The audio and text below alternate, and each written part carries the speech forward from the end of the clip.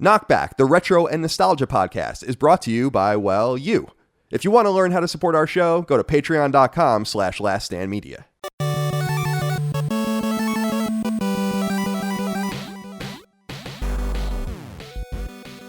Greetings and salutations. Welcome back to KnockBack. My name is Colin Moriarty. I'm joined as always by my brother Dagan Bonesaw Moriarty. Dagan, thank you for joining me today. How are you?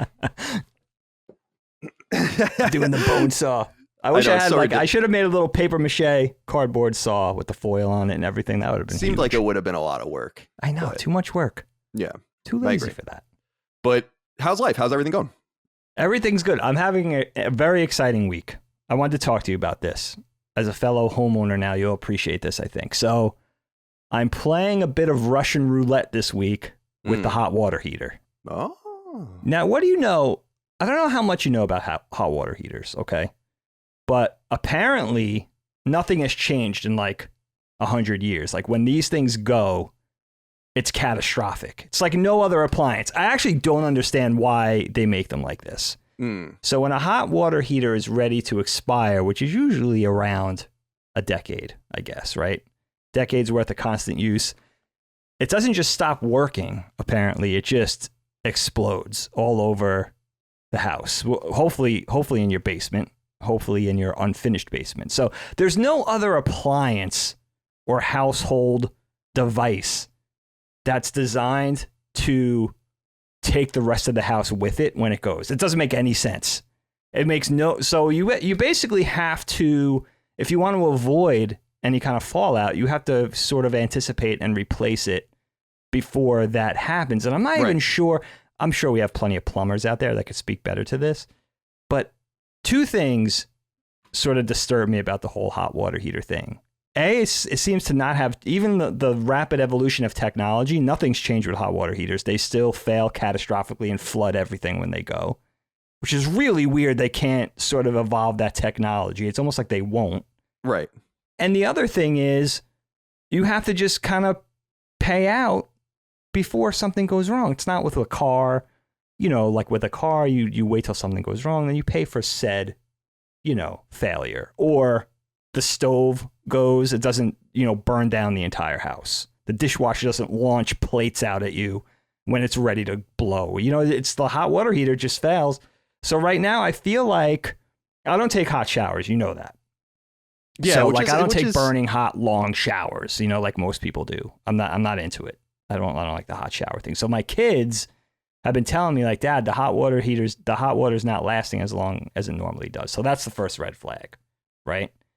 The other thing is, when we bought the house 10 years ago, we had the people replace it.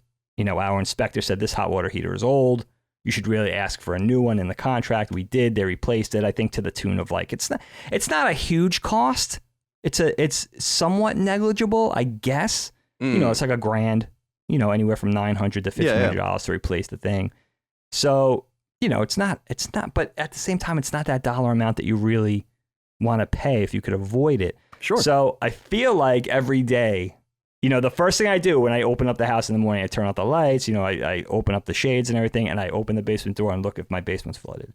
So I should probably just replace it at this point. Yeah, I think you can afford it. But it's fun. But it's also kind of fun. Yeah, I totally understand that. You want to get not only maximum use out of it, but you also want to, get it, bring it to the brink. Right. Like sitting at a table in Vegas. You want to bring it to the brink. I totally understand. Once you get the new one, then the clock starts ticking on that new one. So as long as I could push that off, I feel like it's kind of an adrenaline rush right now. Yeah.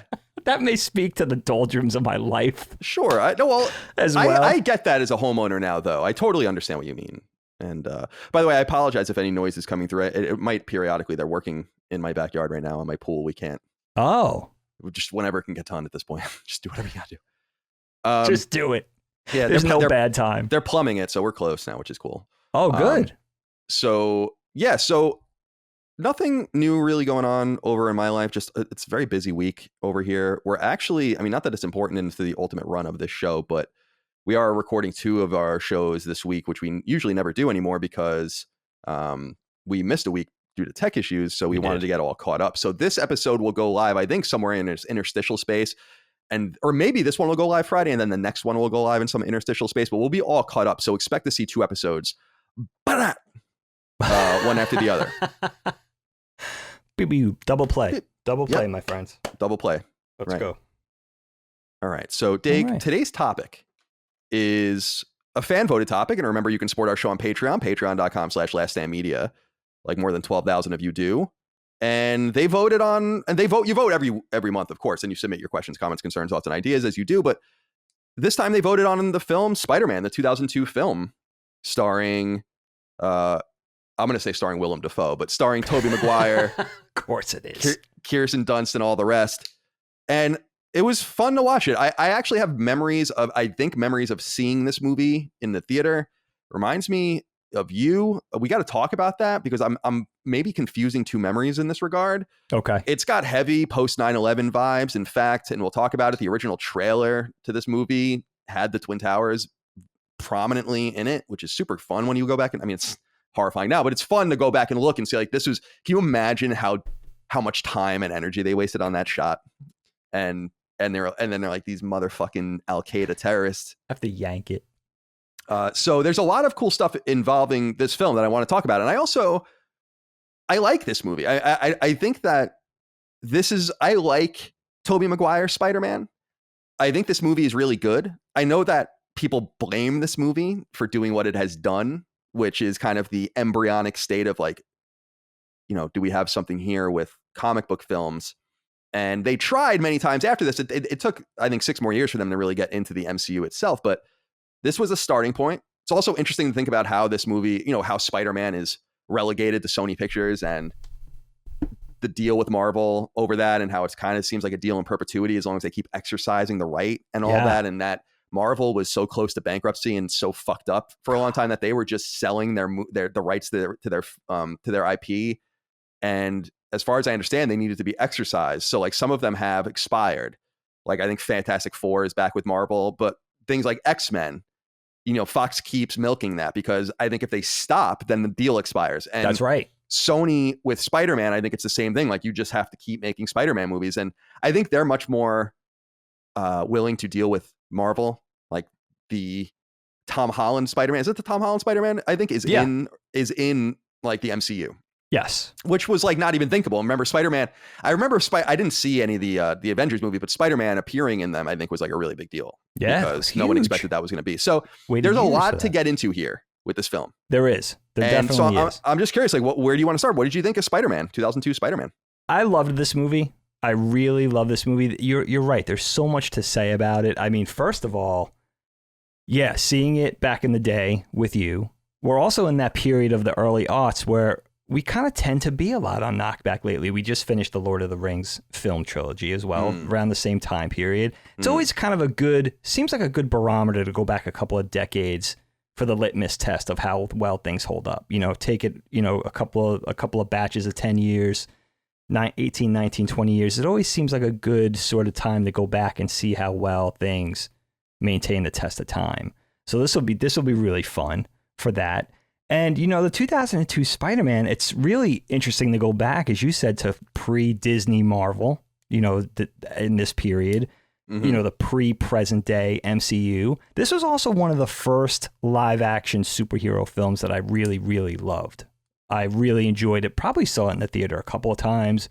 One of the earlier DVDs that I owned, which is a really kind of a fun memory. I almost broke out the DVD to watch it. I ended up watching it on Amazon, I think. Just rented it on Amazon. But it was really fun to go back and watch. And, the thing is, too, with this movie with Spider-Man, they've rehashed it a bunch of times, right? We have the Mark Webb / Andrew Garfield Amazing Spider-Man films that came a little after. And then, of course, now in the proper MCU, we have the Tom Holland vehicles.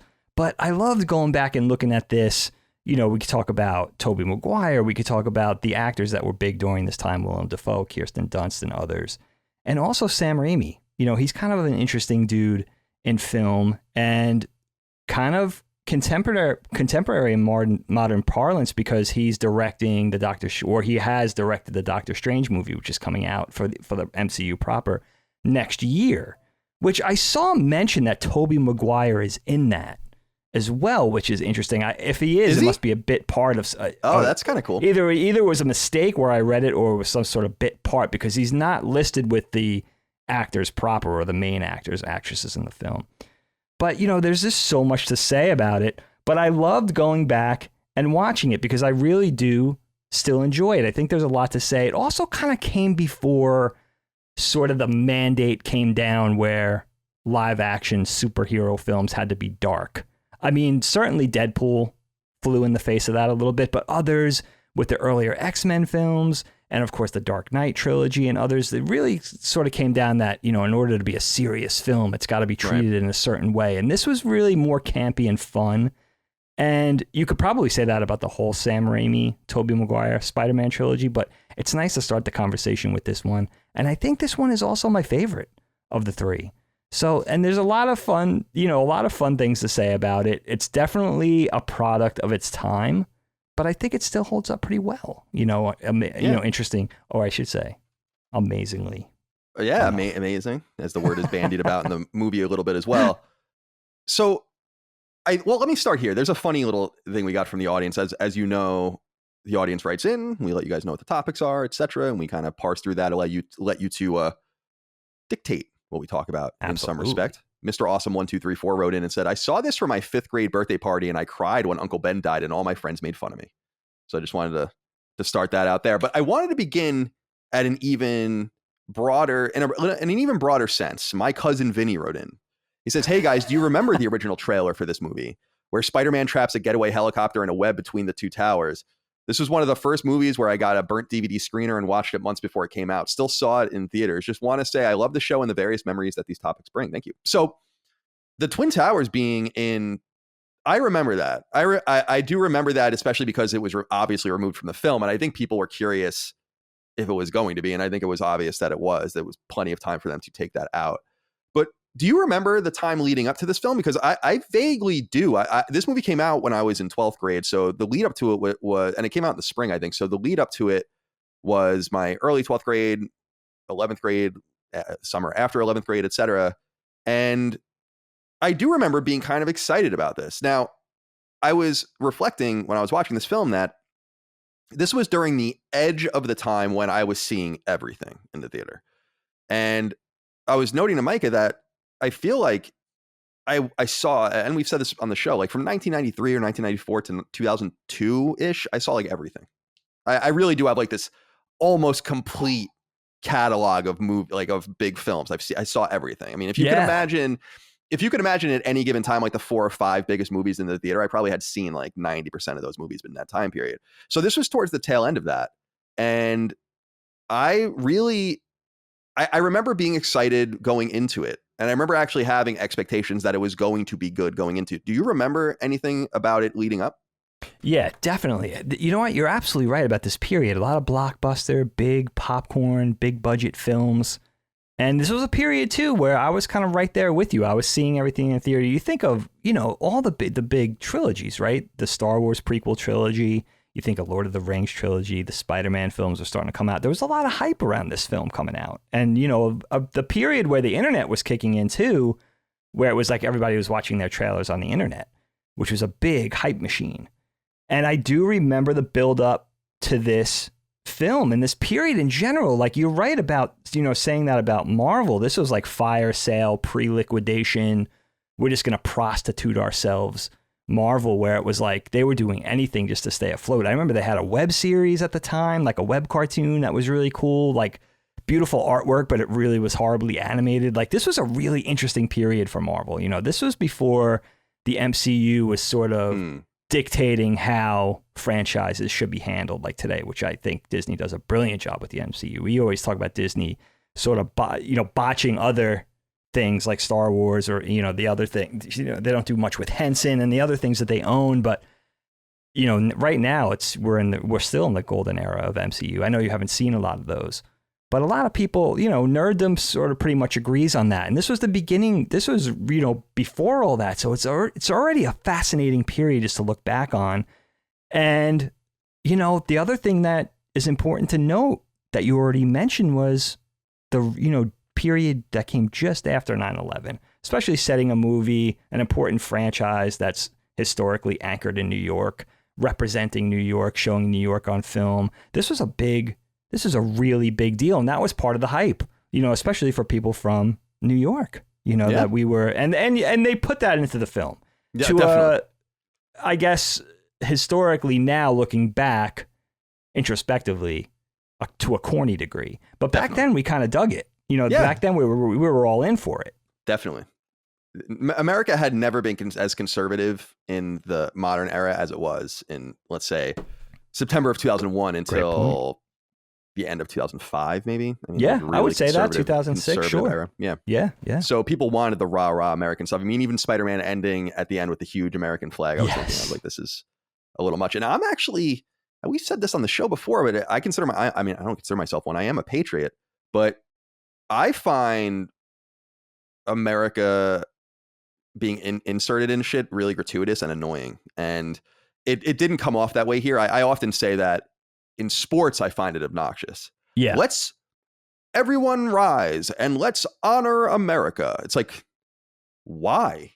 We're about to play a baseball game. Can't we just play a baseball game and like, let's honor America? And then during the Canadian games, it's when you watch like a hockey game and it's the Islanders versus the Canucks or something, you have to sit there for both fucking anthems. And I'm just like, why does it have to be inserted so much into everything? I find it obnoxious. And yet in this movie, because like I said, you said it's a piece of history. It's relative to its time. And it was in production during that. So it wasn't like they had to staple it on later. They really got to kind of think about it. Because when you think about the film, it came out, let me look here. Yeah, May 3rd for general audiences. So that was late in my 12th grade life. But you have to understand that that's also like 8 months or so after 9/11. And they had time to kind of be deliberate about what they were going to do. And so they decided to do some of that corny stuff, which I do appreciate. Yeah. Dig, let me ask you this. What do you think about Peter Parker? I was thinking about you, obviously. I mean, I often do when we're doing these things, but I've expressed this in the past. I struggle with watching people be picked on. I don't like it. And the only thing that makes it funnier in this movie is that the adults are in on it, or like the bus drivers in on it and stuff. And so it's like, it is so campy and over the top that you don't almost take it seriously. But I don't know. Peter Parker's story always itches at me a little bit because it's not like Bruce Wayne or something where he sees something tragic. Something tragic happens to him. And in fact, when I was watching this film, I was like, holy shit, Peter Parker gets fucked up like on multiple levels, like on meta levels, on meta of meta levels. And it's really hard and sad because he seems like a really good, nice kid who is already being raised by his aunt and uncle and is already kind of, not on third base like many of his other, smart friends might be. And obviously we see that in Osborn and others. But what do you think about Peter Parker? And of course, what I think is a kind of a famous performance of him by Toby Maguire. Yeah, I mean, Peter Parker was always a favorite hero of mine. Just in comparing him to the other comic book heroes or just heroes in general, fictional heroes that we grew up with, I had a period as a kid, a brief stint with comic books before I discovered manga in junior high / high school. Before that, I wasn't really a big comic book guy. I was an animation guy, but not a comic book dude. But I did have a brief flirtation with the Amazing Spider-Man and Iron Man books. And then later on in high school, a little bit with X-Men with Jim Lee and pretty much with Jim Lee X-Men. But for Spider-Man, Peter Parker always stood out for me against the other superheroes. He wasn't this muscle-bound god amongst men. He wasn't a proper god like Thor, or he wasn't this overpowered alien character like Superman, or even like an eccentric billionaire with all this money at his disposal to make stuff like a Bruce Wayne. He was much more relatable, I think, because of just the relatability of being a young person. And like you said, all of the things that sort of seemed to be going wrong in his life. He was orphaned. He's raised by his aunt and uncle. He has a hard time at school. Even the adults at school seem to be oblivious to what's going on. He has a crush on the girl next door who doesn't really seem interested, dealing with bullies in the school building and just dealing with being the eccentric sort of brain of the school and just being himself and not really able to get his sea legs under him, which is a relatable thing for all of us. We all go through those, periods of awkwardness and growing up and all of that. And you're rooting for him as a result of that, just from the beginning. He's just very likable. You know, everything from his cheeky sense of humor to, I think that's also a thing with Peter Parker that I realized in watching this is not just the adversity that he's going through, but how he deals with it, almost in like a way where he rolls with the punches with humor, you know, and he's not just kind of a wise ass later on. He kind of builds up to that sort of persona as he gets more, as he gets more sure of himself with his powers and everything. And which just kind of goes hand in hand with growing up, I think. But also just that he kind of seems to deal with his situation with humor. And I think that's kind of cool. And I think that makes him very likable. He doesn't feel bad for himself necessarily. And I think Toby Maguire is a really interesting choice. I still really like him in this role. You know, later on we get Andrew Garfield and Tom Holland. I'm sure there'll be other iterations. Comic books in general, but Spider-Man specifically, there's an evergreen quality to it. There's just a lot of ways to do it. I mean, we talk about, we've already done the show on the Into the Spider-Verse animated Spider-Man film, which is, fight me, the best, not only the best superhero film, but the best animated film ever made. So it's nice to talk about these lesser Spider-Man iterations that come after that. But, I think you could just do Spider-Man for days, but I still like Tobey Maguire's handling of the character. And it was interesting because Sam Raimi, he's an interesting dude because I think of him a lot like Tim Burton. He comes with a certain camp. He comes with a certain sort of built-in style, a sort of over-the-top approach to things. Of course, everybody knows him for the Evil Dead trilogy from, much earlier in his career and everything like that. He sort of comes with that kind of quality of a quirky filmmaker. And he says that Tobey Maguire came in with a much more understated approach to Peter Parker / Spider-Man than they were initially fixing to go with. Right. And that Tobey Maguire kind of brought that more staid quality. Now, I think Tobey Maguire sort of crosses it over into a little too sleepy, like a little too calm. If it's a kid dealing with all this teenage angst, you probably need to see some sort of rumbling beneath the surface. He plays it a little too staid, but I also think that sort of, restraint to the approach grounds the film a little bit because the film is very over the top, fun and campy. Tobey Maguire sort of, and a couple other actors in the film too, lend a more sort of believability, I would say, to the role. And I like that. I like that Tobey Maguire brings that in. Plus, I just think he has a very likable quality to him as a person that he brings into the role. I think you could go a lot of different ways with Peter Parker, and we've seen that through all the fictional film iterations, especially. But, I think that the way that he chose to do it, or they chose to do it for this sequel of this trilogy of films, is one way to go. And I think it still works. I still enjoy it. So I agree with much of what you said. First of all, the character of Peter Parker is fun to me. I often talk about how I don't like characters with superpowers and I don't like villains with superpowers. But for me, Spider-Man has always been appealing because it always kind of seemed like it was on the edge of that. It didn't quite seem like Professor X and the X-Men or something, or like where you had like I know that there's villains but it's not Beast or anything or Colossus. It just seemed a little, which are cool, but it just seemed to me a little bit more, like you said, not like you said in terms of his who he is generally, but stayed in just the way Spider-Man is. He gets bit by the radioactive spider. He gets all of these special abilities. I do really like, and I wrote this down in my notes that I wanted to say, that we look at the story of Peter Parker's origins as so trite at this point, but this was kind of a new thing for a lot of people at the time. And looking at it through the lens of that, I often wonder, like, wow, they really couldn't have done it any better. The Asian woman in the lab kind of explaining a very really wise exposition about the different spiders and what they do and how they're combining all of these things into a new species and stuff. So really effective use of exposition there. And I was like, oh, I don't want to watch this fucking Spider-Man origin for the 20 minutes. But then I was like, you know what, this was like almost the original Spider-Man origin when you really think about it. People started comparing the later movies to this and how it handled it.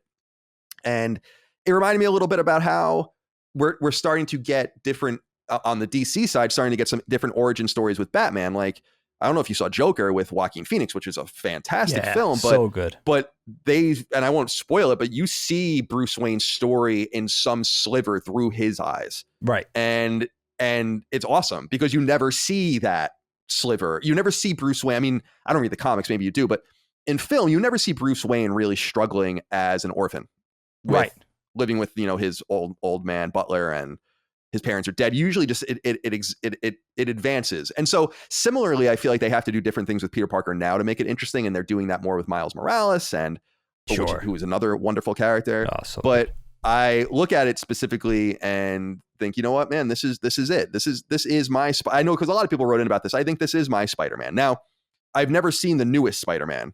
Okay. And you were saying how you like the next two films in the Raimi run, which I'm sure we'll get to. I don't remember the second one, although I'm pretty sure I saw it. I definitely didn't see the third one. So we're going into uncharted territory with me there. And I have to say to the audience, a lot of you wrote in about the greater trilogy, about where we see this film in it and all that. Let's save that conversation for after we do the third Raimi film. We can talk about that. Sure. I can't even speak to that right now. Yeah, that's a good plan. Now, what do you think? Well, let me back up here. Okay. We'll talk more about Peter, but let's talk about him through MJ. Gavin Warren wrote into us and said, "Hey there, brothers Moriarty. Longtime listener, first-time question asker. I'll be the first to admit that I am a huge shill for all three of the Raimi Spider-Man movies, the second one especially. But my question for you two is, do you buy the emotional connection between MJ and Peter? As much as I love these movies, that's the one aspect I could never fully buy into.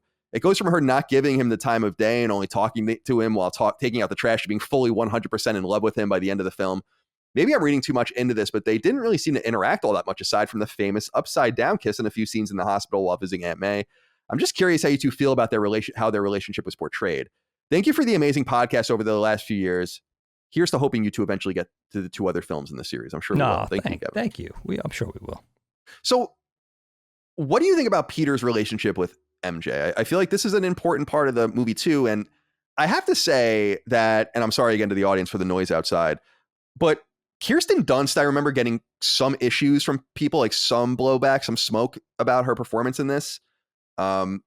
And I found her quite likable, although I must say I found her surprisingly sexualized. I didn't remember it like that. And it's funny because I was 17 when I saw this, and I was like, I would have been all over sexualized anything. So I'm sure I must have noticed something at that time, but I don't remember taking that away from the movie. So that was also interesting about how Peter Parker's kind of buttoned up and, like you said, stayed, and MJ is not really portrayed the way I would have seen her as the girl next door, so much as like more of a sexual object in this film. Yeah. Her boobs are hanging out sometimes. I mean, in the rain scene, you can just see her tits basically, and she's in the little tiny dress at the when she's waiting tables. I was just surprised by that. So but it didn't really bother me because I thought it drew up a nicer dichotomy between Peter Parker and MJ. So what did you think about his relationship with her and how that was all drawn about in the movie?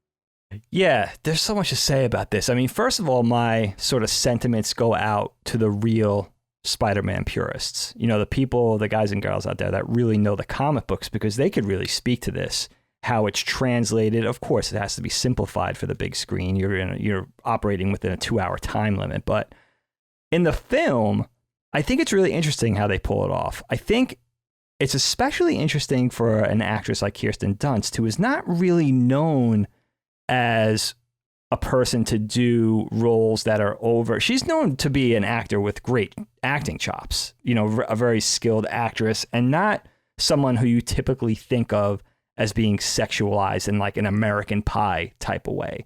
But she kind of is in this film. And I think the character of MJ, again, I have a limited knowledge from the comics, but in the film, it is interesting. She seems to be this girl next door, you know, via exposition, like you were saying with the lab scene with the scientist explaining things. Like, it feels very comic booky in that you get exposition about what you need. And again, you're operating in that very claustrophobic time period of 2 hours. So you have to treat the audience like they never read a comic book in their lives and all that stuff. You have to factor that in.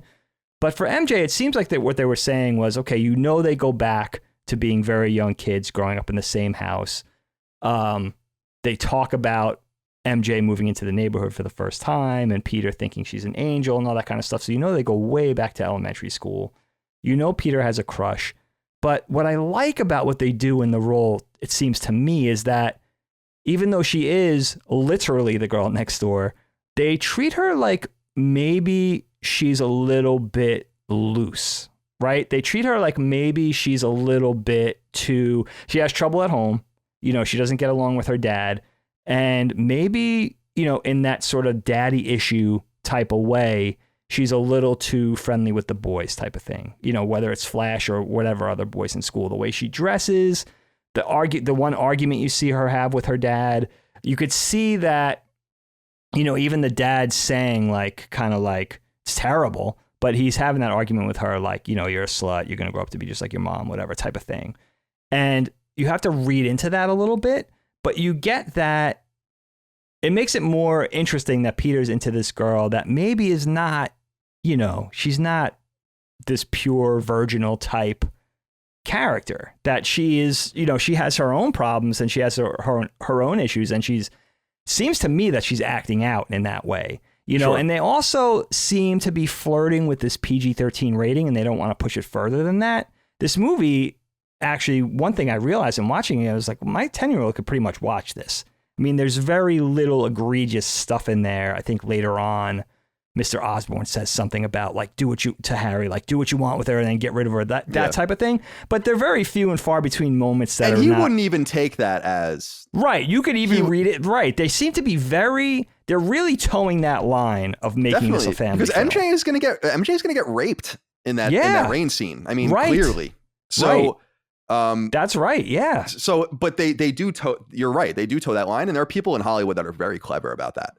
They seem to be really, they seem to be, and of course, we know how well this movie did in the box office, and they really seem to be tailoring the film that way. But it was still interesting how they seem to be saying like, MJ's, she's kind of that girl. She may be kind of that girl in school who everybody thinks is like, the class slut type of thing. Right. And they're not saying it in so pointed of a way, but it seems to be in that direction. And Kirsten Dunst is really an interesting actress. She seems very specific to this period. Of course, we know her going all the way back to Interview with the Vampire. I think she was 10 in that and showed those strong acting chops, solid. And later on, you think about Spider-Man, you think of Sofia Coppola's first outing with Virgin Suicides. Like she has a charm, Kirsten Dunst. She also has a real eccentricity to her performance. Besides being attractive, besides being cute, she also, I didn't realize she came from Jersey. She has a very Northeast quality. She has a real outsider quality to her. Even though she's been in a lot of TV and film, she's been very successful.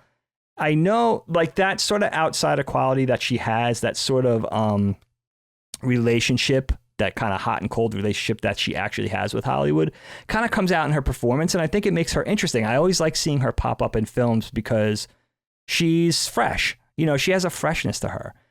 So I really liked her as MJ. And I know she's gone down in interviews saying like, this Spider-Man trilogy is the best. Like, why even redo it type of thing. Right. And I like that. I like, confidence. Her. I like that. Her bravado with that. I think she brings a lot to this performance. I think she's really interesting to watch. I think she's fun. You know what I remember about this? I mean, this is awkward to say, but I remember people really criticizing her teeth. Do you remember that? Mm-hmm. And like that she had like a little bit of a snaggle or whatever. I seen her talk about that. Yeah, and I'm like, I was watching it because as an adult I got Invisalign, but I didn't have great teeth when I was a kid either. Right. And when I still don't consider myself like the most beautiful man in the world. I'm up there now, but but I remember thinking at the time, people saying that and me looking at it and being like, are you fucking kidding me? And almost wanting to do the Austin Powers, like, thing with your mouth. Because it's like, I was watching it last night with that lens and I'm like, what the fuck is wrong with people? Are you kidding? I mean, I never said that, but I mean, are you kidding me? So crazy. She's like gorgeous, first of all. And second of all, it's not, I was thinking about that because I was like, I remember that like so well, like people being hung up on it. That's crazy that an actress, you'd have to endure that. People are so spoiled. I think she doesn't have that Hollywood sort of countenance, but she's beautiful. I mean, she does bring that girl next door quality. She has perfectly fine teeth, but I remember her talking about that. Like, I don't know if it was the Spider-Man franchise or a different thing that she was involved with, but they were really riding her to get her teeth done.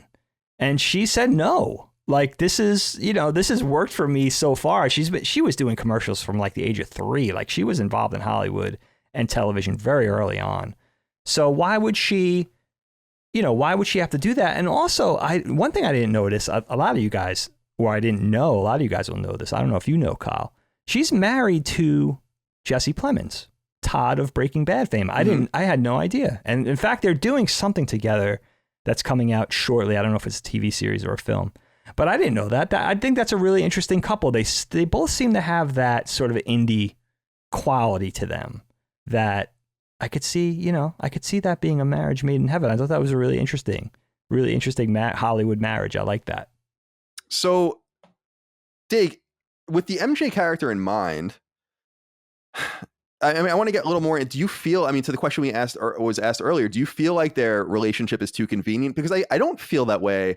What I'm more curious about is, what is their interaction with each other? There's a lot of interpersonal plot holes in this movie that I identified for the very first time, especially with Osborn, his son, and Peter, which we'll get into in a little while, like massive plot holes, actually, with the way Osborn talks to Peter and all that. And we'll get to that in a few moments. But I feel like there was something missing because I wish that they just played up more. Like maybe they were friends as kids, or maybe they grew up together. They knew each other.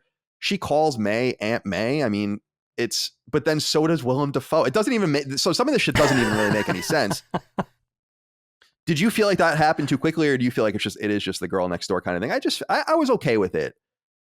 I'm a little more mystified, I think, like a lot of people are, about how she doesn't figure out that it's who's who until the end. Yeah.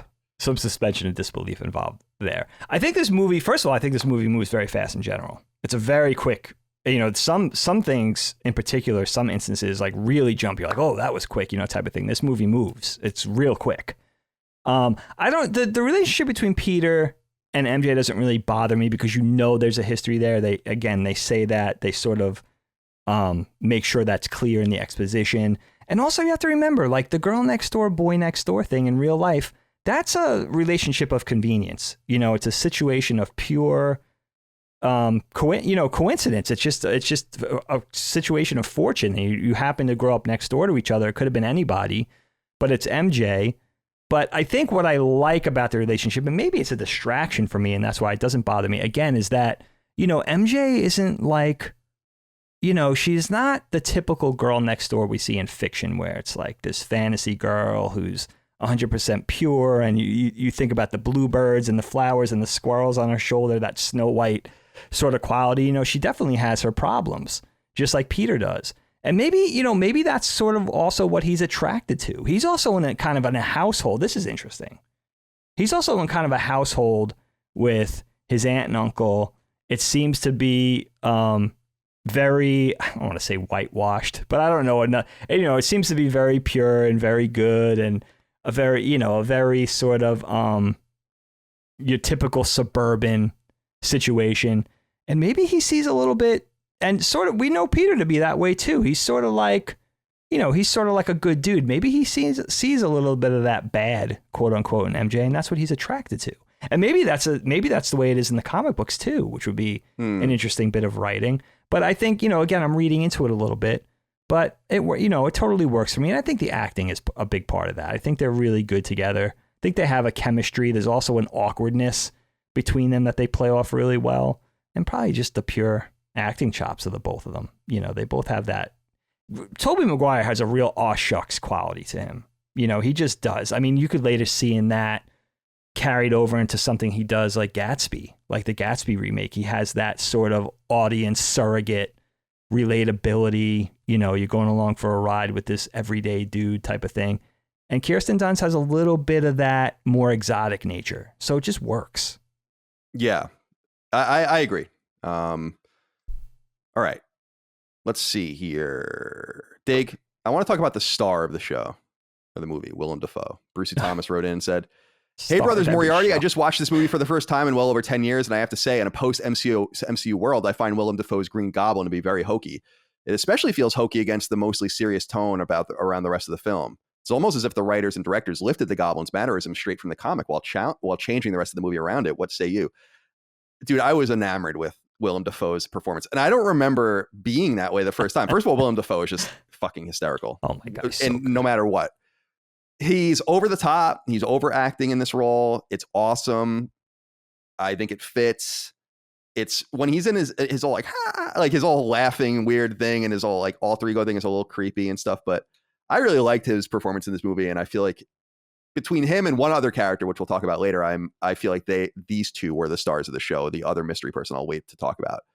What did you think about Willem Dafoe's performance as Green Goblin?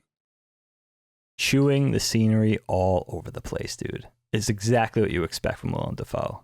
He reminded me, you know what's cool about this movie, though, with him? He gets to play, because he's sort of this bipolar dude, right? He gets to play the crazy person, and he gets to play the more calm, everyday, normal businessman. He gets to display those, those crazy acting chops and those more staid traditional acting chops. I think about him in something like, I don't know, like Boondock Saints, right? Where he plays like a homosexual FBI agent. And it's really over the top. And then I think about him being younger in a film like Mississippi Burning, where he plays opposite to Gene Hackman. And he's really, again, interestingly enough, an FBI agent in that film, but how, he really brings a very staid, emotional, calm, normal acting performance to a role like that, and how he could do both. But I think, I always think of the Green Goblin, and again, I don't know the comics that well, but I think of how the Green Goblin and the Hobgoblin both looked in the comics and how different that was. And I remember being very surprised by the cyber tech armor robot mask approach to the Green Goblin in the film. And of course, then also you think of Dafoe's sort of over the top performance where he's just really hamming it up. Smashing. He's always smashing bottles, and he's like he throwing can't just take throwing shit and talking to himself. But it's pure. I mean, it's why you hire Willem Dafoe. And you know what, Willem Dafoe. Let me tell you something about Willem Dafoe. From what I hear, and like I hear Sam Raimi talk about working with him, and all the directors and all the different collaborators that he's worked with through the years, is that Willem Dafoe is going to do what he's going to do. You're only going to tell him so much. I think he has a lot of that Green Goblin sort of personality to his real life thing. It's like he's going to come in, you're going to tell him what to do, then he's going to tell you what he's going to do, and then he's going to do what he just said he's going to do. You know what I mean? Like, that's going to be it with him. Like, and it's all over his roles. And I think that's probably, I mean, if you're too much of a control freak as a director, I'm sure it's not going to work out too well. But I think 90% of filmmakers, they know going in, that's why you hire this guy, is he's going to give you 100%. He's going to give you 100% of what he wants to do. But, I think it's hilarious. I think that, again, if you're dealing with camp, if you're dealing with a Sam Raimi, if you're dealing with a Tim Burton, it just works. It just totally, it's just super, super fun. Sometimes you wish you would hold back a little bit and just handle it a different way, but I think that's for a different actor.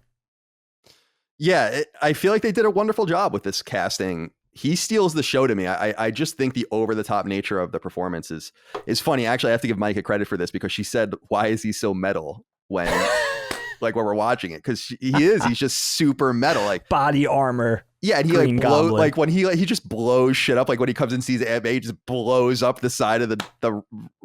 And I was wondering, I'm like, how does he know he's not going to kill Aunt May in the explosion, right? And also, it had one of those frustrating moments where he could have killed Spider-Man and he didn't, and it reminded me of, and I had to watch the original scene from Austin Powers where Scott is telling Dr. Evil that he'll go get his gun to kill. It's so good, dude. You know what? And the I should say, slow-moving device or whatever he said.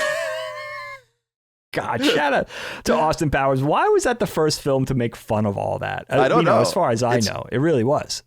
Again, in the same time period too, maybe a little earlier.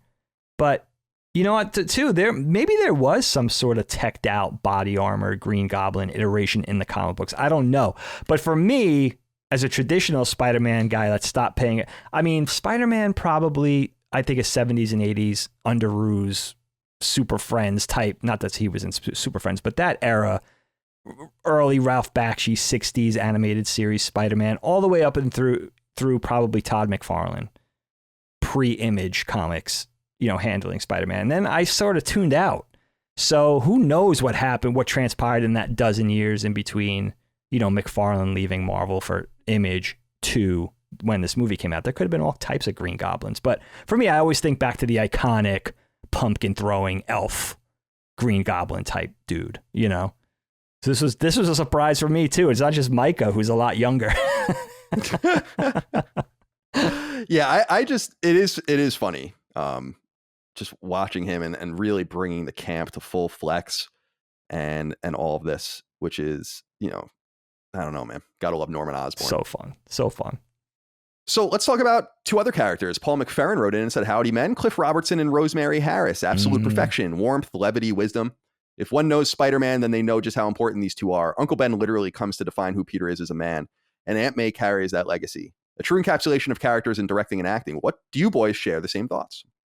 So for me, I really am taken by these performances as well. I'm really fascinated by the characters of Uncle Ben and Aunt May. It is a very warm situation with how much they love Peter and presumably helping Peter when he needed it as a child. And it's kind of fleshed out in my own experience. I'm not a comic reader, but just even in the Insomniac Spider-Man game and other things.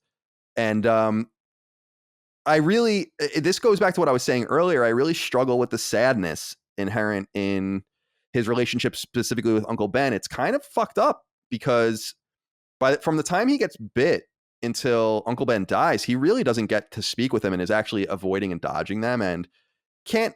And obviously he says that really harsh thing to Uncle Ben at the end, and then Uncle Ben dies. I mean, to me, it's so sad because I'm like, why does Peter have to deal with so much trauma that awakens something in him? And not only that it awakens this something in him, but that he realizes that the one choice he makes not to do the right thing ends up blowing up in his face. And I'm like, that's kind of, man, that's harsh, you know? It is. And it's also not realistic. The guy has a gun and he's got the money. Like, and the cop's like, you let him go. Like, what the hell did you want? That whole scene bothered me because I'm like, what do you want Peter Parker to, or what do you want this boy to do?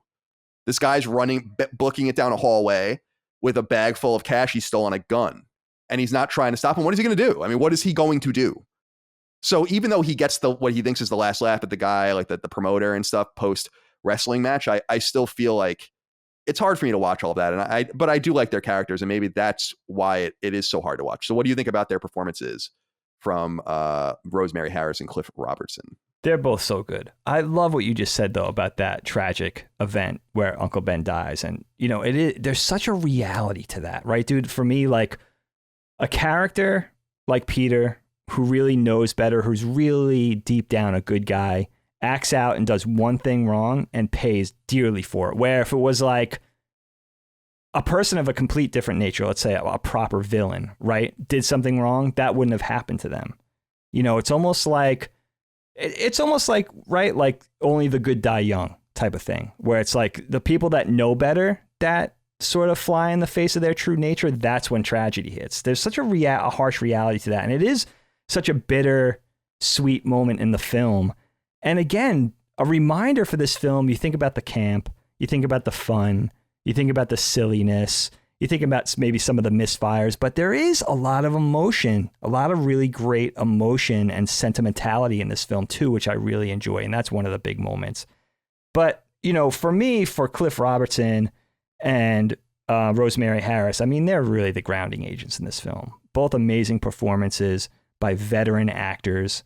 I was surprised to see Rosemary Harris, according to Wikipedia, is still alive. Not to defy or be ageist, but I was pleasantly surprised to see she's still with us. I think Cliff Robertson died in 2011, if I'm not mistaken. But both amazing performances. They both Definitely bring so much to the story.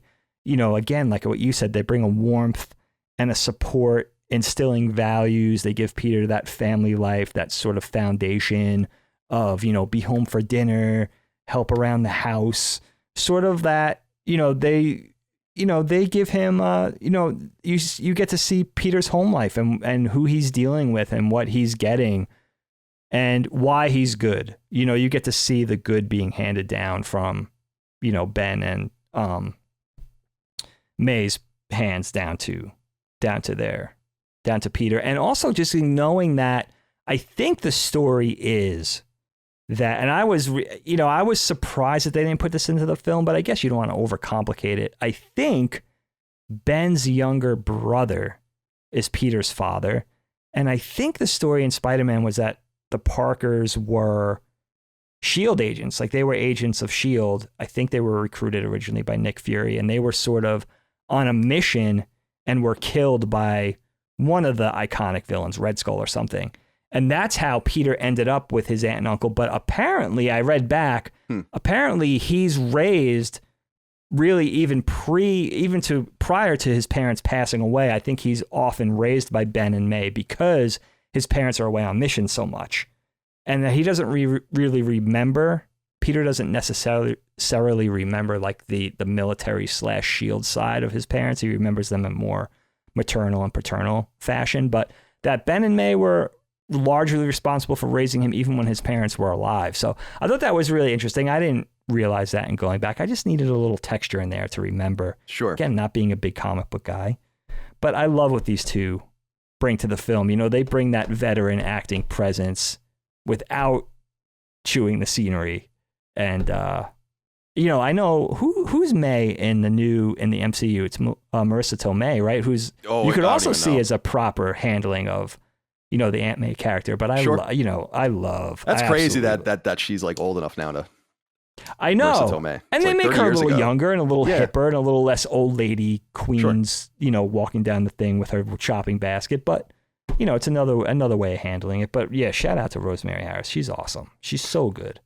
Let me ask you about this one issue I did have. Eric Myers writes in about this and says, "What's up, guys?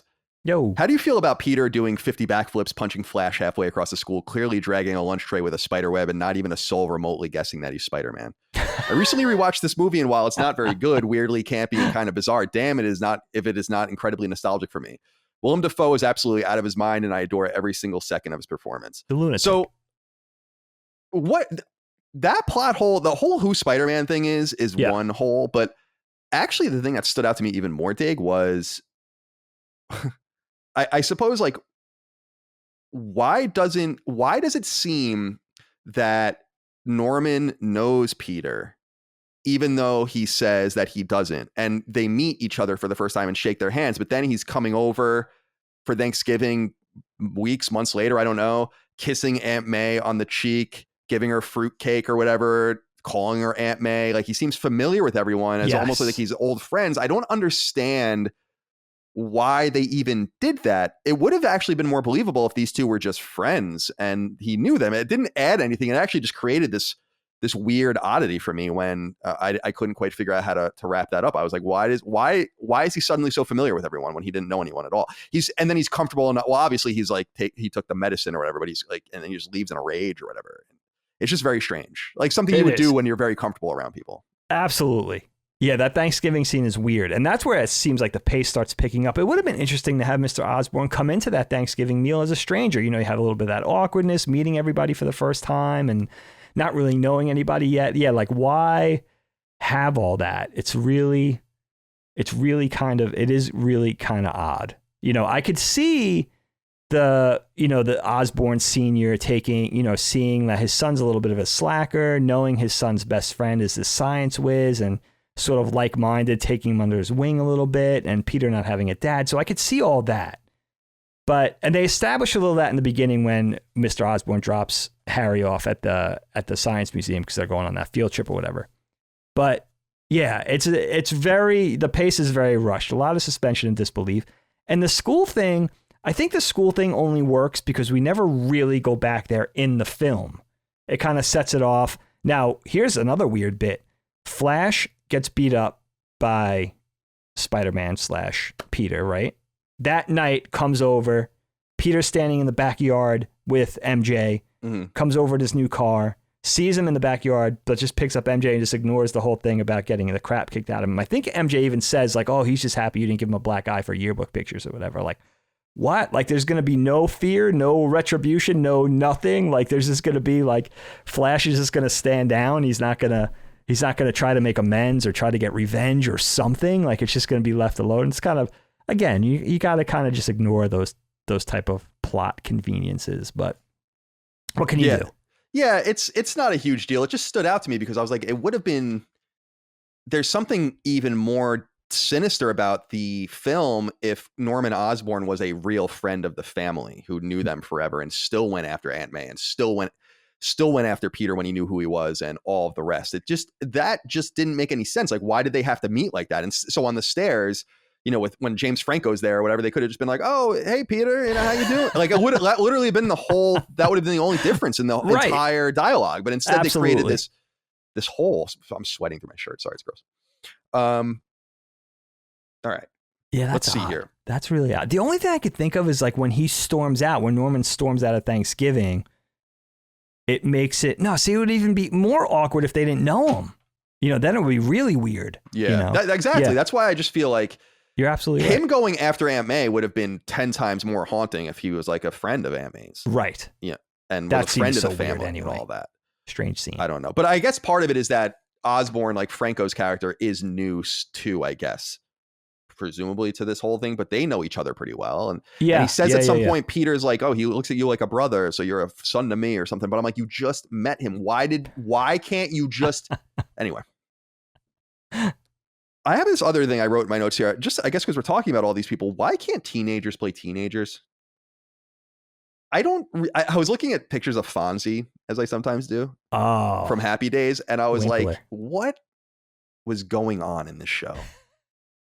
Henry Winkler, especially in the later seasons when he's like super cool with the Cunninghams and he's like always at the house and shit like that. Yeah. I'm like, this man is 40 years old.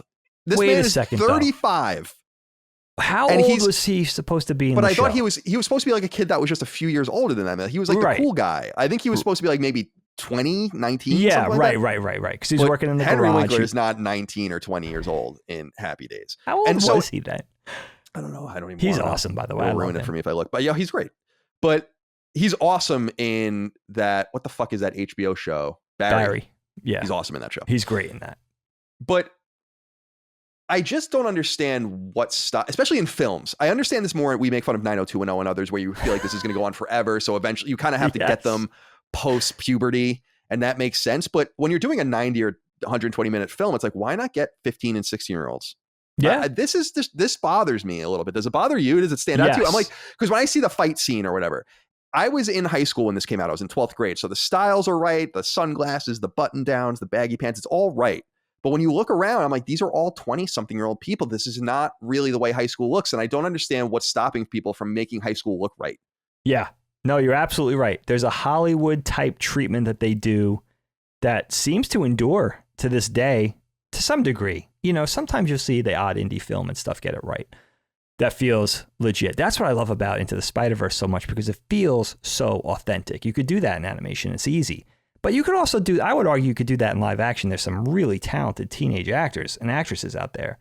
But it does bother me. I think we get so spoiled by the faces, by the James Francos and the Seth Rogans and the usual suspects, the people that we see, Jonah Hill, like the people that we see, not just in that camp, but the people we tend to see in parts. We sort of get placated by just it being those people, those faces, rather than reminding ourselves, like, no, like you said, these are 15 and 16-year-olds. These should be visibly younger people in these parts to make it really a genuine, to really make it feel genuine. It's like that teacher, right? Let's talk about that teacher for a minute, that really odd choice of a teacher in the Science Museum field trip, right? I like it in the fact of like, it's not like this old traditional like school marm type teacher or this professor with a pipe. Like it feels like a teacher that might be 8 to 10 years older than the students. It feels like a very contemporary treatment, not just for like a teacher or an inner city teacher, but even in the suburbs, like a younger teacher. It's just that guy's performance was weird. That guy's performance was really, really odd. I don't know if you can remember to think back to that bespectacled teacher who's like getting mad, but he's like talking under his breath. He's like kind of biting his lip. It's just a strange, again, like chalk it up in the win column for casting. It feels right. It feels contemporary, but just an odd performance. But again, that just kind of, for me, like it just doubles down on the camp. Like I wouldn't have it any other way for this movie. I like going back and seeing those odd choices.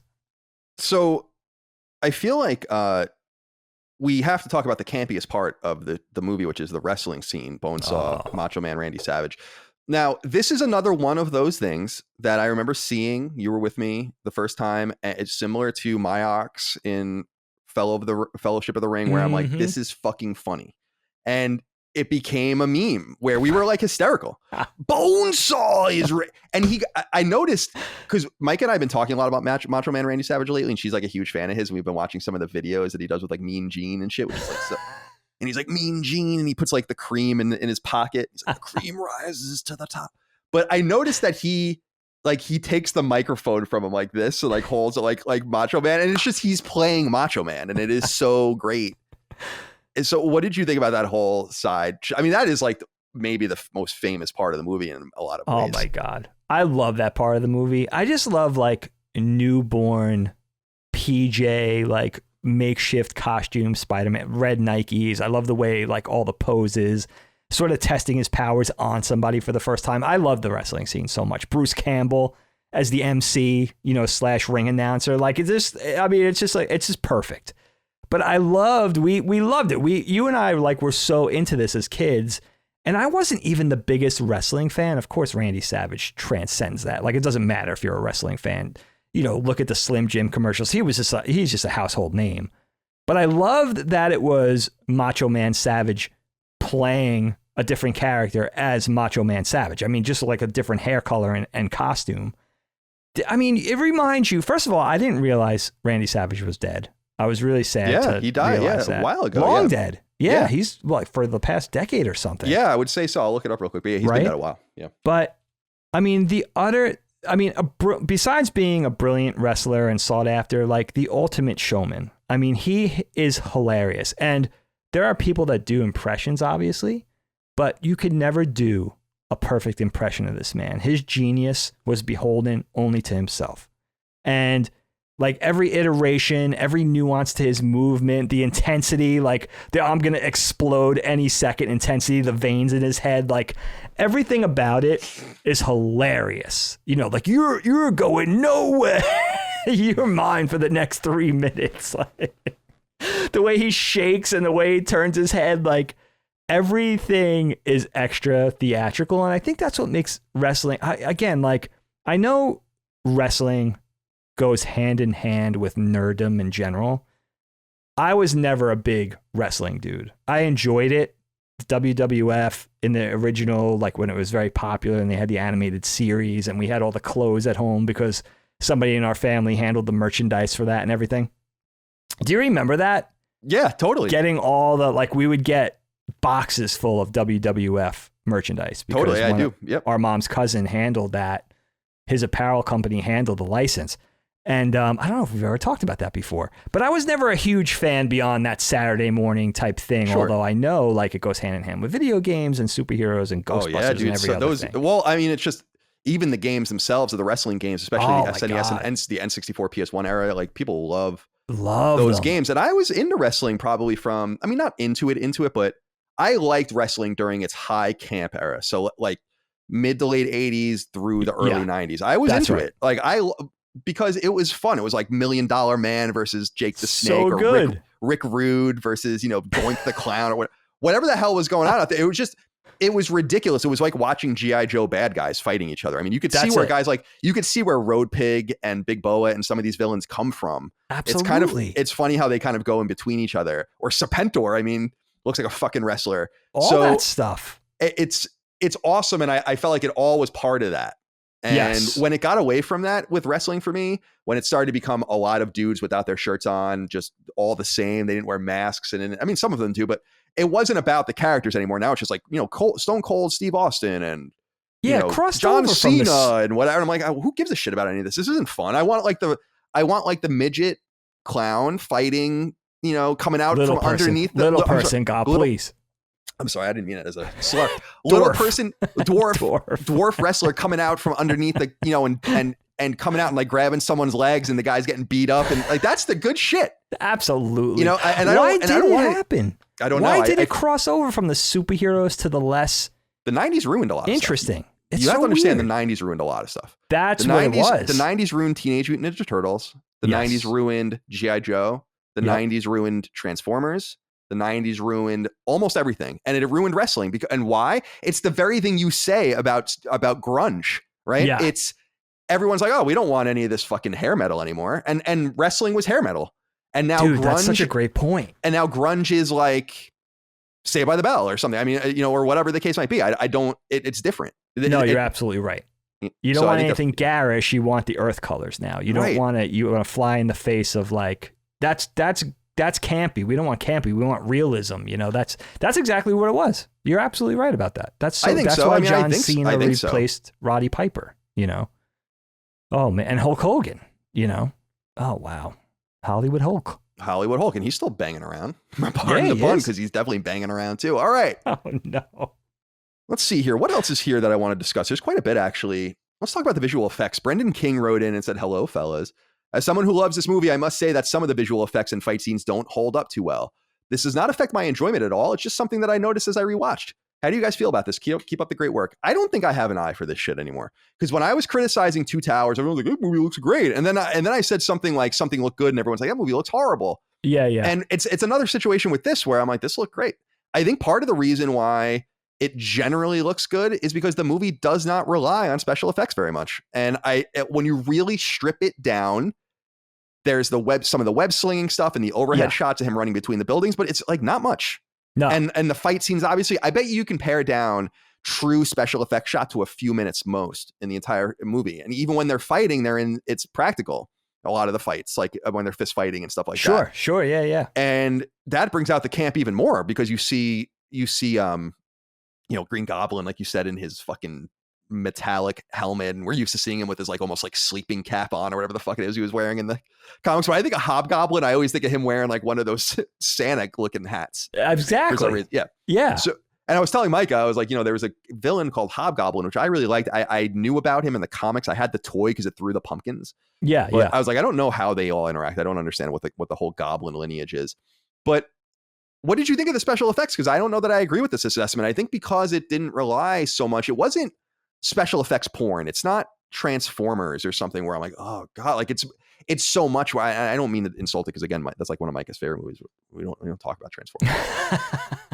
But it's just tech porn. It moves so fast you can't even see what's going on. It's nonsense. And I don't feel like this movie. I feel like this movie actually lets you look at it, and maybe that's part of what lets some of that stuff shine through. The shadows are a little wrong. The depth of field's a little weird. Whatever. But I don't know that it doesn't hold up very well. In fact, that animated intro with that Danny Elfman music and that score playing. I love that. I was like, this actually looks awesome because some of that stuff doesn't look very good. But you can tell they put a lot of time and effort in. And this is kind of not quite yet, but we're kind of getting to the period in the early aughts where things are starting to hold up. Yes. A lot more. No, so you're absolutely right, man. What did you think about the visuals? I think the visual, there's a lot to say here. I think you're right about the web slinging and the fight scenes. You have the set piece battle during the parade and a couple other fights. They tend to be my least favorite parts of the film. And there was some sort of commitment. I know I heard Sam Raimi talking about this in one interview specifically, where there was some sort of commitment from either him or Sony or whatever.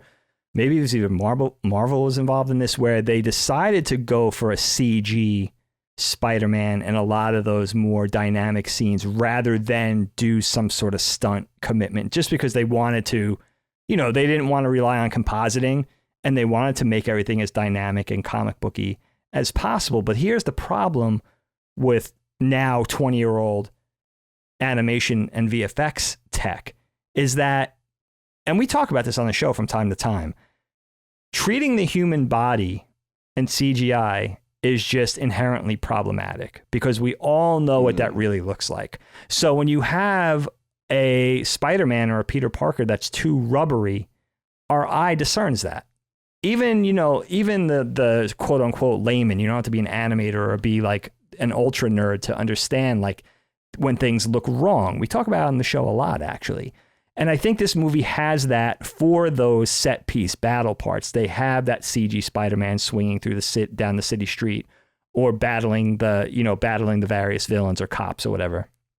Also, Kyle, I have to say, you haven't seen Spider-Man 2 yet. No. The Hobgoblin thing will make more sense to you. Okay. Versus Green Goblin, I think. Yeah, I don't remember. I might have seen it, but I don't really remember. I've definitely not seen the third one. I don't remember the second one. So if I did see it. The second one's Doc Ock, I think.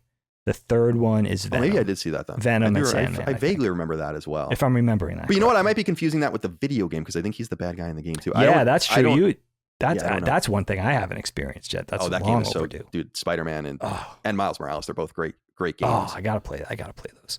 Okay. But, I'm sorry. Go ahead. But yeah, for the VFX, I think that's the thing. I think one thing that lets this movie off the hook for me a little bit, I don't know if anybody else feels this way, is that the degree of camp and fun and just kind of dismissing, any kind of concern about continuity or even in, for me, a comic book layman and tying things back to the comic book, like I could just dismiss a lot of that and just have fun. And I think the sort of goofy looking 20-year-old VFX in the movie sort of lends into that now. Like it sort of goes along with the campiness and the goofiness a little bit. So you kind of can let it off the hook just a bit, as long as it kind of smacks that way for me anyway. And the other thing is they do a good job in certain sequences. Like I think the wrestling match is really cool. I think they do a really good job in that. And it's not just the stunt work and it's not just the acting. It's also the intercutting, making everything feel like a comic book. I mean, I could even think my favorite web slinging scene is the scene where he's trying to do it for the first time and they're cutting away to just his fist doing different poses. It feels like it's cut like a comic book. It feels like a comic book movie should feel. And I think even with some of the better films of the MCU, you think of Civil War and Infinity War and Endgame, which I finally saw, great movies, awesome movies, very emotional. Again, Disney handling the MCU really correctly, but I think those films get so serious and they get so bogged down in being dark and feeling grounded and all that kind of stuff that they lose that comic booky feel. They lose the fun sometimes, and that's what this movie has. So, and I think that's what holds this movie dear to me still, is that it has all of that. And they still go in for the set piece battles, and they did the best they could with the tech they had at the time. Again, like, things evolve fast. By 2005, you could have made fun of this movie. But I think it always looked the same. I think it looked goofy to me when it came out. You know what I mean? It was like, all right, like, couldn't they just do like real stunt work? Or maybe they were concerned about green screen or compositing and they wanted to sort of double down on the tech that they had and animate the stuff. But I don't think it feels that much different to me than it did in 2002, 2003. I still think back then I was like, I think it just feels like almost like maybe the movie lucks out in this regard, but it feels like the movie is supposed to look like that to me, so I could kind of let it go. What about, and I did want to bring this character up because I promised I'd bring one other character to bear, and I would like to do that. J.K. Simmons' portrayal as J. Jonah Jameson is amazing. And so good. When I was watching it last night, I was like, holy shit, is that J.K. Simmons? Because I said something like, we've seen a thing or two or whatever, whatever his insurance line is, because he's like famous. Farmers, right? Yeah. But again, I always see him on Oz and it's disturbing in my own mind. That's right. But I loved this performance. I thought he just leaned into this performance, stole the show when he was in the scenes. This is exactly the way I see J. Jonah Jameson. And in fact, even in the Spider-Man movies, and I don't know exactly how accurate it is to form to the comics, I just feel like this seems to have transcended this film and now is kind of the way people see this character. I don't know if through J.K. Simmons' portrayal. So what did you think about his character? We don't really see him until the second half of the film.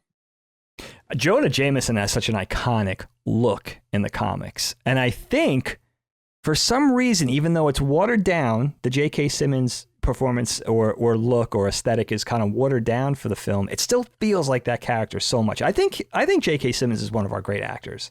I really do. I think he's one of the greatest actors we have. I think of him, of course, in films like Whiplash. You think of him I think of him in Juno. This film is probably the first time I've ever seen him.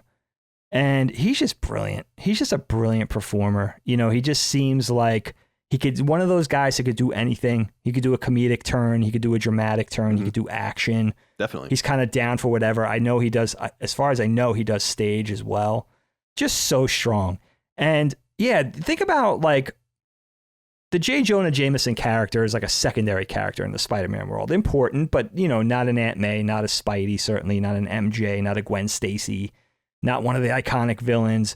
But think about an actor of J.K. Simmons' stature that just goes in so far, goes all in for a role like this, and just brings something that maybe even more so than what the role deserved. It's such a treat, dude. It's like, it's so great. It makes me, I think about him a lot because of the commercials. It's so smart. You know what I mean? That he does the farmer's bit, that he's the farmer's insurance guy, because that gives him the leverage and the independence to choose the projects that he wants. He probably makes a fortune off those commercials, right? Being the poster child for this insurance company, and now he could go out and he could you look at his filmography, it's all amazing. Like the way he picks his roles and his calls, like it's so smart. Like every actor should be that talented and should have those instincts, You know, he's so much fun in this. So good. And, you know, you'll go on to see him in the later films too. We talked a little bit about New York City. We should get back to that. Joseph LaRussa wrote in and said, "Hello, my fellow Long Islanders. What do you think of that famous or infamous 'you mess with us, you mess with all of us' scene at the end of the film?" Over the years, it has been mocked as cheesy and is definitely something written in the immediate aftermath of 9/11. But I still get a warm feeling because I do take pride in my home. My parents are both retired NYPD officers. So there's something about that scene that while it is a bit cheesy, I still enjoy it. It makes me smile. Keep up the great work. Thank you, Joseph. I like this too. I think this is an interesting cultural relic of a period after 9/11 with a movie. I mean, I would have to know much more about cinematic history, but was there a big blockbuster that came out after 9/11 that took place in New York City before Spider-Man? I don't know. I mean, I don't know if that's true. I don't think so. You had about 7 or 8 months to get a movie out. Sure. And so they were at least one of the very first and most prominent celebrators of the city. And I know we forget about Shanksville a lot and the Pentagon, but New York City really was the main target and took the brunt of those deaths. And I don't want to forget the other places where people died too. But at that moment, it just seemed really appropriate to celebrate New York City. So yeah, it is outrageously corny, but it makes sense if you were there. And it's funny to look back I remember when everyone was just flying American flags out of their cars and like, it was nuts. I mean, the patriotism on display from September of 2001 and for a few years was over the top. If you weren't around, you didn't know that. And so this movie is a relic of that time and maybe one of the most vivid representations of what it kind of felt like. So what did you think about the New York City celebration in the film? Yeah, man. I'll always remember that period of time for that. You know, sort of that everybody sort of banding together in their patriotism, seemingly everybody, you know, and, you know, I think we knew it was heavy handed and cheesy even at the time, but we were just so happy to see it in there. I mean, just Spider-Man in general, not even the film franchise, but just Spider-Man in general. There's such a New York pride associated with that. Even being from Long Island and knowing that Peter's from Queens is like Queens is right next door to Long Island. There's even that sort of pride and that sort of touchstone and maybe an appeal for us too, besides just being into Peter and being into Spidey as like one of our favorite superheroes. I think that New York aspect is important to note too. And, you know, again, like the end of the film with the American flag, and I'm not sure if I heard that was something that they added later or they extended later, or maybe it was initially thought of as a little different. I like what you said in the beginning of the show, in the beginning of the podcast earlier, Kyle, where it was like you think in terms of like, you know, a patriotic thing in general, a patriotic nod in general, like a song at a sporting event or something isn't necessary, or is it too much? Is it going too far? I always think, like in the ending of this film, I was watching it and I saw the Spidey on the top of the skyscraper with the American flag, giant American flag blowing in the back, and I automatically think of our international friends. You know what I mean? Like our friends in Australia or in Europe or in China or in Japan or wherever, right? And I always think about like, now you think about a property like James Bond, right? Synonymous, for instance, with the British flag, right? With the Union Jack. And you kind of take that as part of it's Bond, of course, like that English pride, that whole thing, right? But I wonder if it bothers people because it's not even a sporting event. It's like this worldwide iconic pop culture, not even nerd culture, but pop culture thing. This Spider-Man, one of the biggest, most well-known family name comic books, comic characters in history. Does it bother people that it's tied to this sort of patriotic United States sentiment? Or do people take it as like, of course, the United States, because Spidey's from New York. It's part of America. It's part of the United States. It's part of the story. It's part of the fabric of that thing. So I often wonder about it from that perspective, because I think as Americans, we are a little spoiled with pop culture, because not all, obviously, but much of the pop culture comes from where we live, right? But for me, I have to say, like, if I saw something inherently Japanese, let's say Godzilla, right? I expect to see that Japanese flag. I expect to see Tokyo. I want to see all that kind of stuff. That's why, like, I think that's part of why, like, Americanized remake things like Godzilla bother me so much, because it's not inherently a westernized thing. This was an Eastern thing, and you're kind of leveraging it and making it something else. So I try to really be introspective and sort of, I don't know if empathetic's the right word, but try to examine it from a different perspective, because we are American and we are kind of spoiled because so much of the stuff that we love does come from this place. Again, not all, but a lot of it, you know? All right, Dave. Well, let's get through a few of these other things here. We brought up Danny Elfman before. Ollie Reynolds wrote in, said, "Gentlemen, hope you're both well. I'd love to know your thoughts on the Danny Elfman score for Spider-Man. Personally, I get chills every time I watch the opening credits nearly 20 years later, and it's still my favorite superhero score. What say you? Keep up the fantastic work." So, Danny Elfman, of course, famous musician, Oingo Boingo, Dead Man's Party, one of the great 80s songs. But I think I'm starting to watch enough film now with a more critical ear and eye that I didn't really know Danny Elfman did this score, and I was like, oh, this kind of sounds like a Tim Burton movie, you know? And then you realize, oh, it is a Tim Burton movie. So not literally, but Danny Elfman's involved, so it sounds like a Tim Burton movie.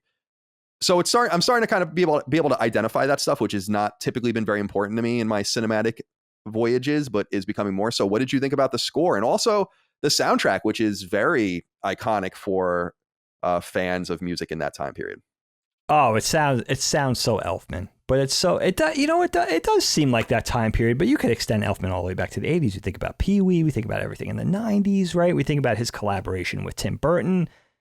But again, you know, it's interesting for me, like Sam Raimi and Tim Burton feel so much the same to me as filmmakers, like what they're bringing to the overall picture. And I think it's such a great tie-in with the eccentricity and the oddness and the specific brand of melody that Danny Elfman brings. Like, it's just such a style. It's such a flavor. And that opening is so Danny Elfman and feels so interchangeable with like a Tim Burton film. It just reminds you how important he is. You know, he's like one of the most important composers in film history. You got to put him up there with all the biggies, with all the big names. He's just such an important part of the overall package. And also, you know, Danny Elfman's also really good at that, again, that specific flavor, that specific style, that like household name, like Telltale, all the tells in a specific Danny Elfman piece of music. But he's also really good at just receding to the background. You know, he's also really good at having the music there, filling things in, but not necessarily paying attention to it, you know, just receding where he has to. And I think, you know, that's probably a really hard, I have no musical inclination whatsoever, but I would imagine that's even harder than bringing it with like, you know, an anthemic score, is like actually being able to recede to the background and just fill in music and fill in maybe the slower bits or the less demonstrative bits of the film and stuff. And he's so good at that. You know, he could recede as fast as he could come to the forefront. And that's, to me, that's like gotta be like one of the hardest things, I would think, as a musician, right? Sure. I'm fascinated by the process. Definitely. How do you know? You know, I don't, it's genius level work just in knowing, you know, we talk about John Williams and all the others. It's quite amazing. So good. I would love to just sit with them and understand their process and see how they look at the film. And then, you know, are you working on it in pieces, or do you have a theme before you even see it, and all the rest? It's quite interesting.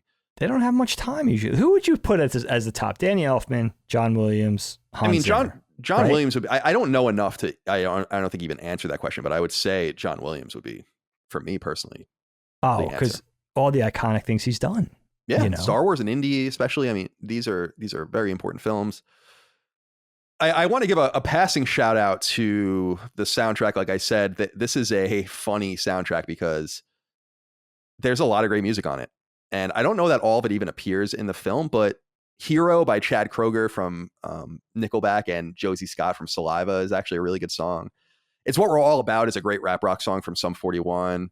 Default is on here. Alien Ant Farm's on here. The Strokes and the Hives. Macy Gray sings that song in the movie, which is funny. She's come up a couple times now recently because she was in Training Day, and we talked about her there. Right, Aerosmith's in here, et cetera. Jerry Cantrell, of course, from Alice in Chains. So Yeah, a lot of good music here. Wanted to give that a shout out as well. Now, Dave, one of the great things about this movie are the memes that have come out of it. I don't know if you've seen any of them, but Dexter Wallingsford says, "Hey fellas, what's your favorite meme from this movie?" Bonesaw is ready, has to be mine. My favorite one is I'm something of a scientist myself when Norman Osborn says that. So there's like a shot of that and then people edit it. So it says like I'm something of a whatever myself and they put that meme. But my favorite one is when it says I'm something of a fucking idiot myself and it's just him in that look. I don't think I've seen that one. This movie is just it is so memeable, and it's not quite like Lord of the Rings, but as I've been watching it, I was like, wow, I'm so flabbergasted by how many of these memes have just come out of these random films that I never even really thought about it. So I wanted to give a shout out to that. Is there any that come to mind for you? It'd have to be anything Bonesaw related for me. Those are probably the ones that have come up across my feed as well, like the most. So it would have to be anything Bonesaw. I mean, how can you beat Bonesaw? I mean, it's just, you can't. No. All right. Let's get into some of the quotes. Thomas Bruce wrote in and said, "Hey fellas, it may be sincerely inspired by Video Game Donkey, but me and my flatmate regularly scream, 'You and me could run this city, Spider-Man, and we could just fight to the death.' So my question is, are there any quotes from this movie or indeed any other film that either of you quote regularly? Thanks for all that you do." I just wanted to bring that up to the point of Bonesaw. I mean, Bonesaw is ready. I've said it 1,000 times in my life, at least. In that same, in that same intonation, Bonesaw is ready kind of situation. Is there anything that you'd like to add? No, I mean, probably anything Norman Osborn says, especially when he's in his sort of bipolar, arguing himself, Gollum-esque type thing. But I always think of the boring, I mean, besides Bonesaw, which of course is iconic, I always think of like, with great power comes great responsibility. But I'm imagining that has to be derived from the comics. Now, again, not being a huge comic book guy, not being a huge comic, Spider-Man, Steve Ditko, classic Spider-Man, Stan Lee, aficionado, but I would imagine that has to be derived from the comics. If they did make that just for the films, that's a pretty iconic thing to come up with.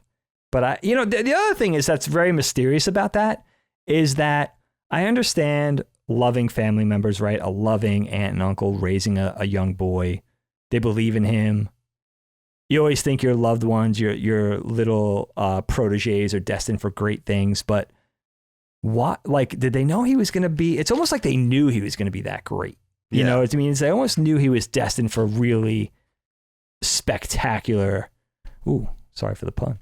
Amazing. Ooh.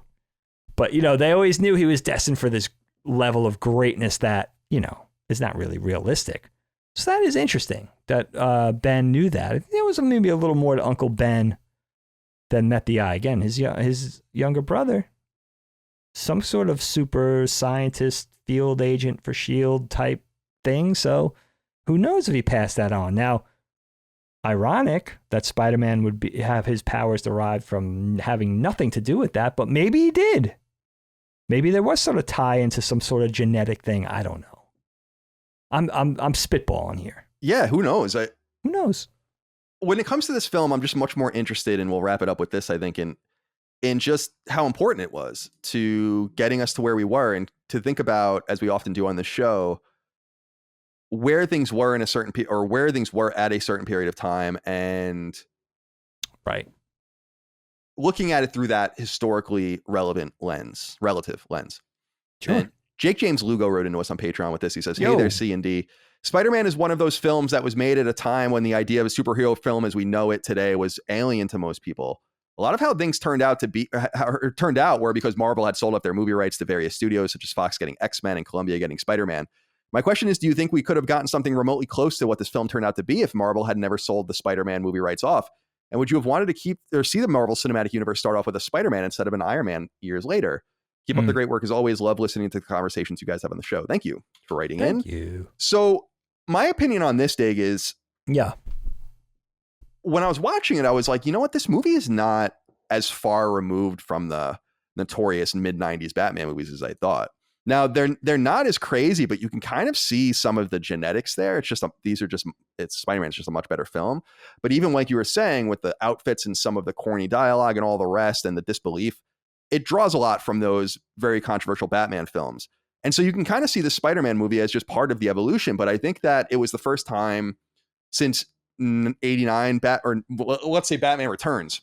Yeah. If you want to be fair, a person was like, this is a great superhero movie. And a lot of people were really skeptical about that. And there were a lot of other attempts at this point or around this time from other smaller movies. Like I think Daredevil was not too long after this. And yes, good point. Ghost Rider, remember that? And a bunch of other stuff. So yeah, some sort of iteration. One of the iterations of Fantastic Four, right, exactly. They were trying other stuff. They were trying other things, and I think this movie is especially important because I think it was the proof that they needed to say, like, we can go ahead. And I also think it gave Christopher Nolan and the DC people a different way of doing things. I think that now that I've seen Spider-Man and you kind of enhance to that point, you realize, well, there's this other way of doing things that could be even darker and actually grounded and more serious. So now we have the best of both. I'm curious what you think about the importance of this film and to the question, how you think it led us to the MCU, because I wonder, I must believe that Marvel in some circuitous and fucked up way is very grateful for the journey it went on, even though it was very tough because it brought them to Disney and it brought them to this meteoric success that they ended up having. And to get to that point, they almost died. And it reminds me a lot of Apple, where Apple was a quarter away from death in the mid 90s. Like it's unbelievable to think about that. They almost went away, and is that crazy? And they needed products, and they found the products in the iMac and the iPod and the iPhone and all of that. So they turned it around. Kind of reminds me a little bit of that, just from a creative sense. So I'm curious what you think about that as we wrap up. Yeah, it's so interesting to go back and look at the history of superhero franchises outside of the initial media, which is the comic books, and, flying into TV and flying into film. And it always seems to me, Kyle, like the successful things are the ones inherent to a really authentic vision. Think of a Tim Burton entry of Batman, Christopher Nolan. Think of Sam Raimi's Spider-Man. Think of Bruce Timm and Paul Dini with the Batman animated series. Like the successful things that work are just inherent to really ingenious visions and sticking to their guns as far as like carrying through an authentic vision for something. And the other things are just, we think about the failed attempts, the Daredevils, whatever Fantastic Four movies. I would argue a lot of the X-Men films, they're just watered down, too many cooks in the kitchen, not really beholden to one strong singular vision, entries into, you even think of the TMNT movies, the Michael Bay stuff, Transformer films, like, they just, and maybe even those you could argue had a vision, even though a lot of them seem wrong-headed to traditional fans like myself. But, that's what it always seems like the formula for success is beholden to just a really strong, really genuine vision of one person that carries through. You think about Steven Spielberg, you think about the original auteurs, Hitchcock, George Lucas with the original Star Wars films, some of the earlier James Bond films, whatever, like those are all beholden to the vision of a single person in the Indiana Jones films that we grew up loving, all that stuff. So that's what it always seemed, the things that missed the mark, that's what they were lacking, were that one sort of really strong vision and the trust of the money, the money people and the film studios to let the creators carry through their vision from A to Z. That's what it always seemed like to me. It doesn't seem like it's that hard. I know it's hard to do, but if you have that formula for success, you just got to kind of follow the blueprint, I think. And, it's so nice to see a guy like Sam Raimi, who I think is a visionary, to, see him enter the MCU. It doesn't surprise me that they're using him for something. It seems like a proper payoff for the work he put into these films.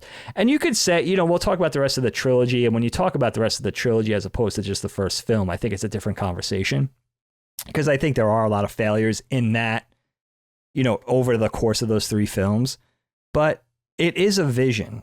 You know what I mean? Right or wrong, whether you like it or not, whether traditional Spider-Man purists like it, or even the average film goer like it or not, I think they are beholden to a really straight line, like a certain vision, and they stick to that. And maybe they get a little goofy or fly off the handle here and there, but I think that's what makes it memorable. And I think, again, that litmus test after 2 decades, we're still talking about this movie in a positive light, for as goofy as it kind of goes sometimes, and for as much as it misses the mark here and there, I think all in all, it's a lot of fun, and it was fun to go back and revisit because I hadn't seen it. I mean, it's probably been 15 years. Yeah, I would say it was the same for me. It must have been since college for me as well. Super cool. But I think that's really the formula. I don't think it's that hard. I think where it's going now, and we talked about with Christopher Nolan, we talk about with the current MCU, with the Avengers especially, like, it just gets to be a little bit too heavy. Like, I know it went in a direction where it's like, this has to be gritty and dark, and we went in that direction. And then you learn, okay, it's too much. It's almost like the 80s rolling into the 90s, right? You're flying in it's like it was too neon. It was too wild. We have to make it really conservative and restrained. And then you go that direction and you're like, all right, this is too conservative and restrained. Then you fly back the other way. I think it's just kind of the nature of the beast with creativity. But I'm really interested to see where it goes now. You have things like Guardians of the Galaxy, which are a lot more, treated a little bit more lightly, a little more in a pop culture sense with music and fun. And, you have the Avengers movies, which are more grounded and serious. So I'm interested to see where the big franchises take it next. And, seeing some of these things, seeing some of these traditional pop culture or superhero properties cross over into indie film too, with studios like A1. And, we saw it with, who knows, in the hands of a filmmaker who's a quote unquote indie filmmaker, why can't some of the things go in that direction too? We saw such a different direction with the Deadpool films, which I'm sure we'll talk about at some point on the show, where it was like, that was a really different vision for, traditionally what was a Rob Liefeld comic. And you take it in this direction with the certain players and the people involved, and handling it with humor and a whole different feel. So I think there's a lot of different directions to go. And I think we're just really broaching the surface right now. I think we're really just getting into it. I think we're going to see a lot of really cool things between the different nerd culture franchises. I think we're in for some treats. I think people are finally getting it. I think it had a chance to find its lane now. Went too much in this direction, went too much in that direction. We had all the people to set the tone, the Tim Burtons, everybody. Now I think we're going to be, over the next decade, I think we're going to see some really cool stuff. Me too. And I'm excited to see more of it. I'm glad that the audience voted for this. It was cool to go back and watch the film. Hope people enjoyed our conversation about it. Dave, let's wrap up this episode as we always do with a dad joke. All right, let's do it, my friend. You know what? And I don't know, we didn't talk about James Franco earlier. Oh yeah, no, we didn't. There's not so much to say about him. I thought he was quite charming, but it's interesting to see him here. But. Yeah, I don't even think he enters into the conversation. You know what I mean? Like, he's James Franco. He's acting. It's, it's like whatever. He'll be more a bigger part of the conversation in 2. And when we finally talk about that movie. But it was interesting that he kind of gets James Franco of all people gets overshadowed in this conversation, but he kind of does. You know what I mean? He just does in this film, in this conversation for some reason. All right, Kyle. Okay, now, dad joke today. I'd like to enter this into maybe the worst dad joke we've done on the show. I'm confident. Okay. This might be the worst one. It's exciting. Let's hear it. Over almost 200 dad jokes. This must be special. So you guys will let me know what you think. It's pretty bad. Never heard this one before. Kyle, what kind of car does an egg drive? I don't know. A Yolkswagen. Oh, that's pretty good. It's a kind of a kid joke. I should have thought about that a little more. I feel like it's one that you could get. I feel like our listeners probably. I think I've only gotten one or two in my entire run. I think I might. It's hard. I'm not good at getting the dad jokes. That might be the best chance you're going to get, though. Okay. As far as dad jokes go. Dig. Let's get the hell out of here. All right, let's do it, my friend. My friends out there. Oh, I'm sorry. Did you have something else to say? No, not at all. I thought you said something. I'm web slinging my way out of here. Thank you all for your love, kindness, and support of our show. We're glad to be caught up or just about caught up on our end. Sorry about that again, although many of you won't even have noticed because you listen to these things out of order. But we hope you enjoyed our conversation. Again, I rented Spider-Man, and I think Dagan did too on Amazon Prime. I think it was $3.99, but it's available in other places on Vudu, etc. So you can check that out. And otherwise, keep supporting us on Patreon, keep voting on new topics and more. And we'll talk to you next time. Okay, goodbye. KnockBack, a retro and nostalgia podcast, is a product and trademark of Last Stand Media and Collins Last Stand LLC, and is recorded from Central Virginia and the Philadelphia suburbs, USA. The show was conceived by and is produced by me, Colin Moriarty. My co-host is Dagan Moriarty. KnockBack's executive producer is Dustin Furman, and the show is edited by associate producer Ben Smith. Stand's theme music is by Ramon Narvaez. As you know, all of Last Stand Media's shows, including KnockBack, are fan-funded on Patreon at patreon.com/laststandmedia. The following names are at the producer support level or higher on Patreon, and we're grateful for your kindness and generosity.